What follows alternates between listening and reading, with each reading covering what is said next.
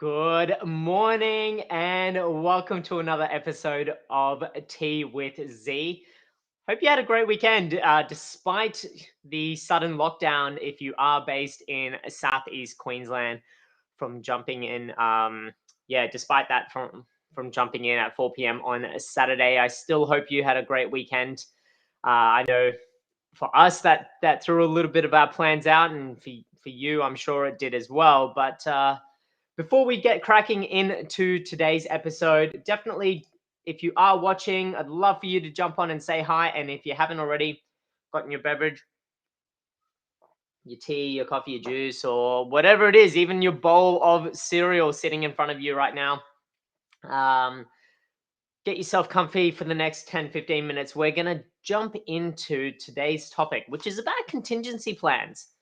You know, one thing that's really popped up and really become quite evident for me is when these sudden lockdowns happen, we are still extremely reactive to them. And of course, we've got plans. Of course, we've got events planned. We've got birthdays planned. I know, for us, we we're planning to attend a great friend's their child's first birthday party, which we're really looking forward to.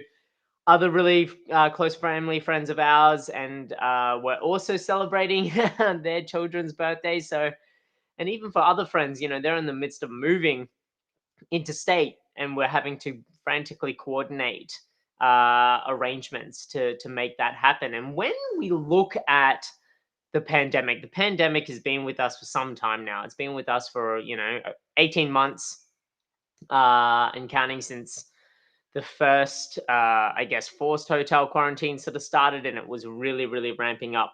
The reason that I know that is that we just missed out on forced hotel quarantine when we returned from overseas after celebrating Natasha's grandma's 100th birthday in the UK. So we're very fortunate and very blessed to have been able to travel then. But even as we were on that trip and things were starting to ramp up, and was particularly when you travel, you know that things go out of whack. Flights get cancelled, events get cancelled, things get postponed. And when we look at contingency plans in our now day-to-day lives, what was once really called a contingency plan is starting to become, even for a better word, as becoming part of just a normal occurrence. When we look at contingencies in our own lives, on our own entrepreneurial journey, in our own health journey, what does that look like to you? Is it now turning into, rather than a contingency plan, or ways in which to plan for unexpected events, or even now expected events, but at unexpected times? Because when we look at lockdowns and we look at the impacts of lockdowns, it still somewhat surprises me that as a community at large, that we are somewhat still taken back by this. And of course, when it comes down to planning, I'm not dismissing that, at the end of the day, there are plans and it's extremely hard to plan around that. But I know for us, for within my own health entrepreneurial journey, we were meant to be at the Hunter Valley this Wednesday for our Innovative Pharmacy Group Pharmacy Owners Congress. And that hasn't been able to go ahead for the second year in a row. And unfortunately, our contingency for that was, we've had to cancel that event. It was just not feasible. Our us as facilitators are all based in Brisbane as hosts, and also all of our speakers are actually all based in Victoria. And for us to run a virtual event, the event is not really designed. Was designed to be run virtually. There were elements that we could have run hybrid. But for us, we had to make the decision that we couldn't host a central location event. And now this is actually, all of it has come into fruition. But what I really wanted to do today was touch on, what does your contingency plan look like? Do you have one in place? Despite being in a pandemic for 18 months, despite being in senses of freedom, senses of normality, jumping back to the harshest restrictions. And in Queensland, we're still quite blessed. In Southeast Queensland, we're still quite blessed. And if you're jumping on right now, definitely jump on and say hi. And I'd love to, read your responses about, what your contingency plans looked like, what plans were disrupted and how you adapted and changed, or what plans moving forward as we enter this other period of lockdown. And not only in Southeast Queensland, but in the other states, particularly on the eastern side of Australia. What do your contingency plans look like? And when we look at contingency plans, one, do we even have a contingency plan? Two, how robust is that plan? And three, does it still allow us to trade? Does it still allow us to trade in some way, shape, or form? Whether or not it's at a reduced capacity or whatever. Fourth, does it keep our team safe? And five, what happens if we're recognized as an exposure location?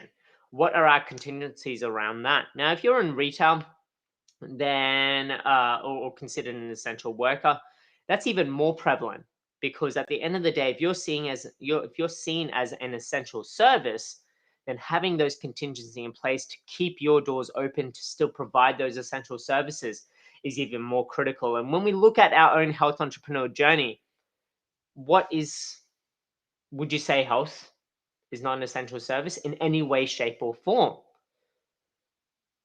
I would. Keeping people's mental health, and there was a lot of topical debate about the impacts of mental health in the media over the weekend about these lockdowns, about these sudden snap lockdowns, and what that does to someone's mental health, particularly when you've got significant events in your life that you've planned for. I'm sure there were countless weddings, there were countless memorable occasions, there were countless, unfortunately, even on the other side of that, some people are starting new chapters. Some people, unfortunately, have been closing those chapters. When we look at funerals, and I know personally, I went through, when there were heavy restrictions and there was a loved one that passed away. My grandfather had passed away last year. We had to adapt and change. We had to make contingencies around that. But now, as we look at probably what is the new normal, rather than framing it as contingency plans, are you now looking at ways in which your now new normal plans actually fall into your normal routine? When they announce a lockdown, do you now fall into a set pattern? Do you now know how to handle that effectively and efficiently so you can keep your doors open, so you can keep trading? And whether or not you're in your business for profit, or whether or not it's on your own health entrepreneurial journey, are you knowing how to keep those doors open, to keep yourself healthy, to keep yourself well, to keep yourself going on your own health entrepreneurial journey, whether it's exercise, whether it's diet, whether it's sleep, whether it's mental health? What are your plans? What are your routines? And we touched on routines last week. What are your routines that help you to make sure that you stick to your plan? And do you have one? Do you have one? And what does that look like? Now, in business, what are you doing to engage more meaningfully with your community, with your customers, with your patients, to within their homes? How are you bringing your products and services into their homes, whether it's through digitally or delivery? What does that look like? What does that look like? And how are you at home on your health entrepreneurial journey, on your own health entrepreneurial journey, empowering those around you, whether or not within your four walls or whether or not in your community? How are you empowering those others around you to stick to their plan, to even have a plan, to stay motivated, that whatever their contingency plan looks like, whether or not even half-baked or actually quite robust, how are you bringing them on that journey to make sure that they can get through this? And for me, it all comes down to, what does your plan look like? And are you only whipping it out in a reactive nature, or are you already proactive and going, actually, you know what? This isn't our contingency plan. This is actually our new normal. This is actually our new normal. This is just a different day, a different set of circumstances, and we now fall into a set rhythm rather than becoming reactive and going, oh, damn it, we've got to do this, this, and this. Now, the complexities of this are going to evolve even more in the future. And the reason why I bring this up right now is that it's so important that we start addressing these as these complexities evolve. And when I reference these complexities, we're going to look at the introduction of e-health and the increased reliance on digital prescriptions. We're going to look at, what we're talking about later in the week. We'll look at the increased reliance on bringing services and facilities within beyond your four walls. We're going to look at even the COVID vaccination rollout and the increased number of players and the complexities around that. And these are all at different layers of workload, of stress. And if you compound the effects of lockdown onto that, without a plan, without a new normal plan, and that's why I notice I'm not now calling it contingency, because it's not contingency anymore. These are the new normals. These are the new normals. And if we can't adapt and actually change and flick a switch and go, look, today is this, great, we've gone through it already. We now know what we're doing in our team, already step into gear. We as a community step into gear. We as health entrepreneurs step into gear, because it is no longer a contingency. It is now a new norm. And so what does your new normal look like for you? What's your planning? What's your process? How are you flicking that switch to go from that sense of normality to this different normality? Because lockdowns aren't disappearing anytime soon. And we've seen that. We've seen that and we've been very blessed in Southeast Queensland. And once again, big shout out to our brothers and sisters down in New South Wales and Victoria who have, really experiencing that next level of lockdown and restriction. And so what does that look like to you? So that's it from me with T with Z today. Is what's your contingency plan? And is it now a contingency plan, or is it just a new normal and you're flicking that switch? Is it something that's half-baked and you're still being extremely reactive? Or do you have a routine and elements set in stone, not only for yourself, but for your team, for your community, for your family, that you can then enact very, very quickly and step into what this is as a new normal? Like always, big shout out to the Limitless Group. The Limitless Group is a group of like-minded health entrepreneurs in any shape or form. Health entrepreneurs to me is anybody that wants to take charge of their health and empower others to do the same. Whether or not that's for in business, for profit, or for personal, to improve your own health and well-being and improve the health and well-being of your family.